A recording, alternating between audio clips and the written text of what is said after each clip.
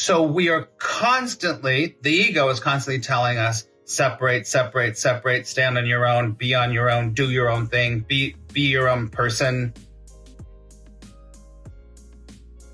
And that is the complete opposite of surrender. That's the complete opposite of letting go. That's the complete opposite of going, I don't know.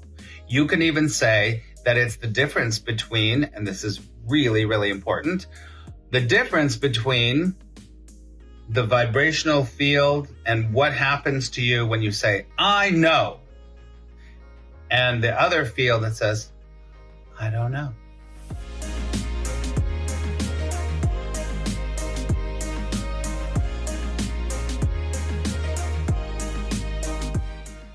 Okay, friends. All right, so today we are going to look at a certain section from the course. And if you have your course, you might want to pick it out. It is Chapter 11. It is Section 5. Chapter 11, Section 5. And we're going to be working primarily with paragraph 6 and 7. We might not get through all that. Okay? All right. So in paragraph 6, I want to start with sentence 7. Okay? Paragraph 6, sentence 7. The belief in ego autonomy is costing you the knowledge of your dependence on God, in which your freedom lies. I'm going to say that again. The belief in ego autonomy is costing you the knowledge of your dependence on God, in which your freedom lies. So, what is ego autonomy?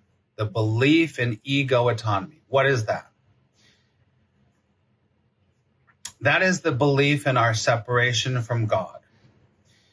Your autonomy, your ego's autonomy, you can never, ever, ever be separate from God. But your ego can convince you that you're separate from God.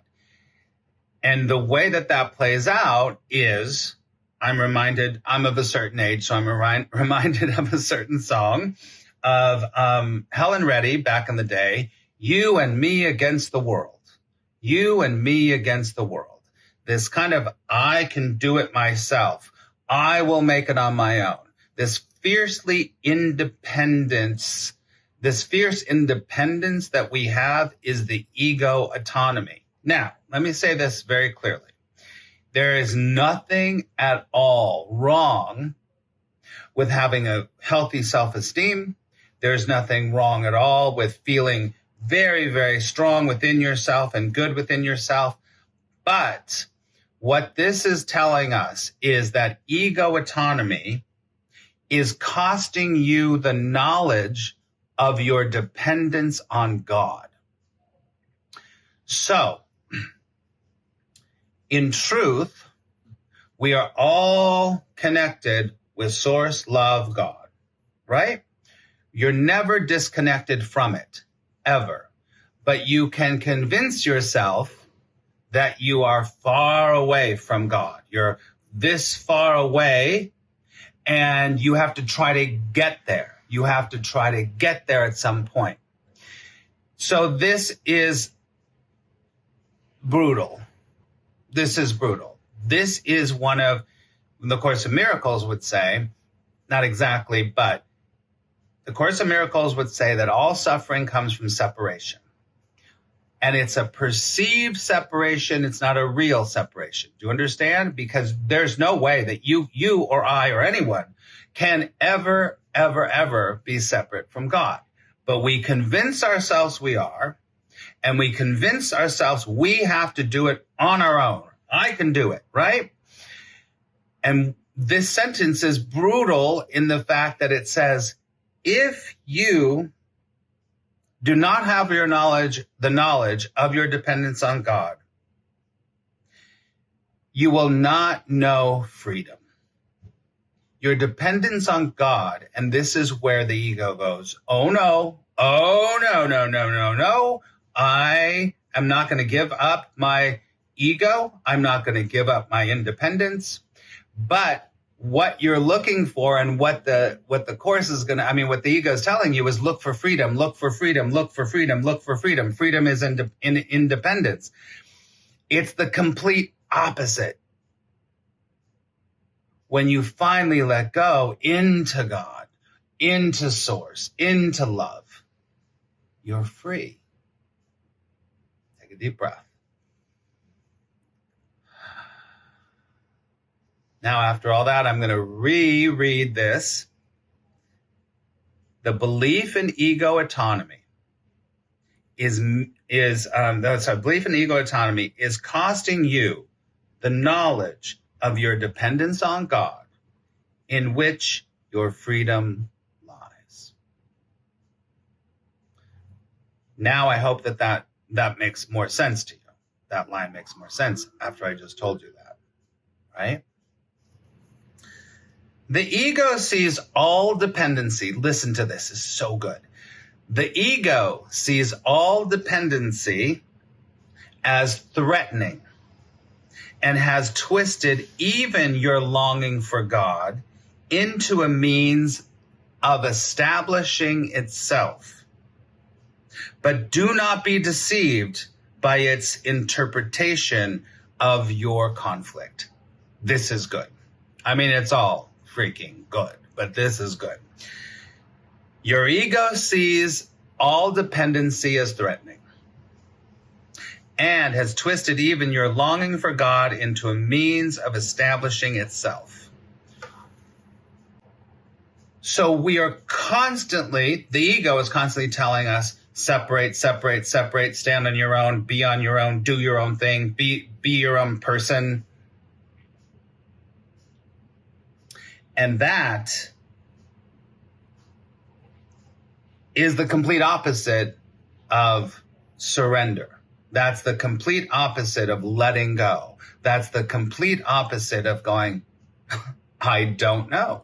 You can even say that it's the difference between, and this is really, really important, the difference between the vibrational field and what happens to you when you say, I know, and the other field that says, I don't know. Now, I'm not saying you can't have intellectual knowledge. Of course, we learn, we grow, whatever, intellectually. But at core level, to say, I don't know. And I'm willing to go on the ride through this fear of I don't know. We'd rather walk through the world going, I know the way to do it. We're going to do it like this. I'm going to do it like this. This is going to happen. This is going to happen. This is going to happen. Right? So the ego sees all dependency as threatening. Know that to be true. This is why so many people can't let go. And this all speaks to one of the most important things. I was talking to my therapist the other day, and I was saying, because, I got a therapist. I get to do my work as much as anyone else does. And I was saying to him, do you think it's true? Because I know it's true in my work, that almost everything comes back to control issues. Everything comes back to this idea of I need to control. I need to know the future. I need to heal my past. I need to take care of what's going on right now. And it's all this false sense of security of thinking you got to have control of something. Take a deep breath. And he said, well, of course. And I said, well, of course. And this is saying it right here. The ego does not want to lose control, because if you lose control, oh my God, the ego is not going to have anything to do. Now think about this in your life. Think about this in your life.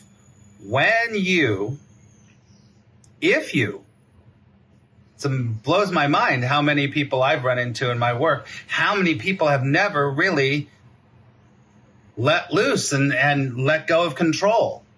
those moments when you go, oh, it doesn't matter, and you let go of control, guess what? You get in the present moment, you live, and joy starts happening, fun starts happening, adventure starts happening in your life when you let go of control. Because you cannot live in freedom while you're trying to control your results. It doesn't work.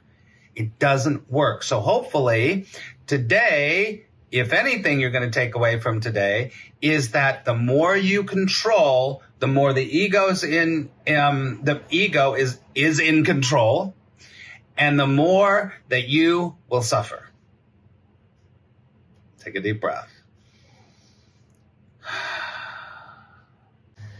I didn't finish the last one.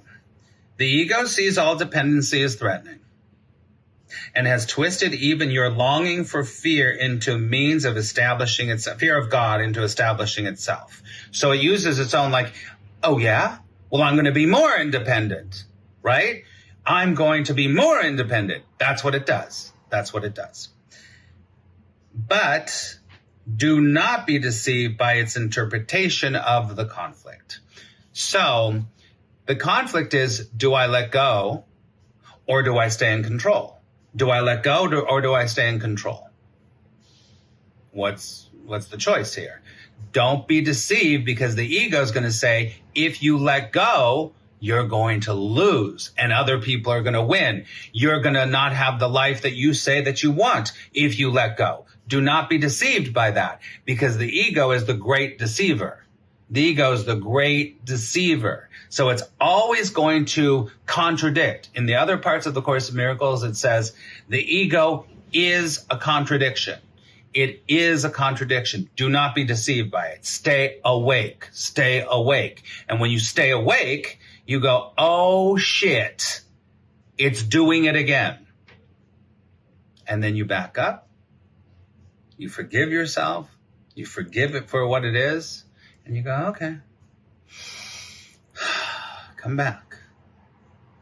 And in that moment, you have a miracle. Take a deep breath.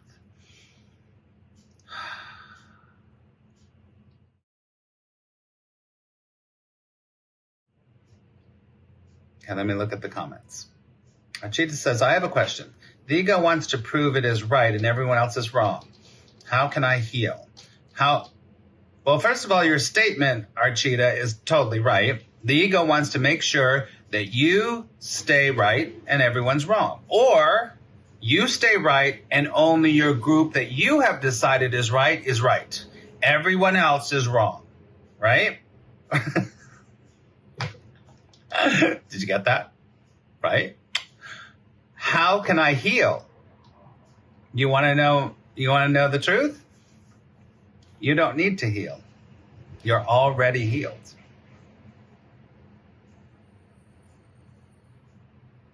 It's awesome using this in your relationships. Hello, Dana. What's the difference between planning and controlling? Well, listen, here's the deal. We have an intellect.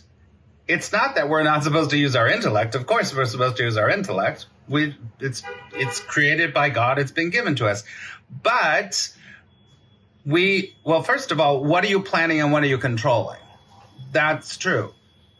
You're going to use your intellect to understand how to build a car or how to book tickets for your next adventure. Whatever happens to be, you can use that. Planning is totally different than control, because control is something where you have to have things a certain way, otherwise it's wrong. Or you're fearful everything will fall apart.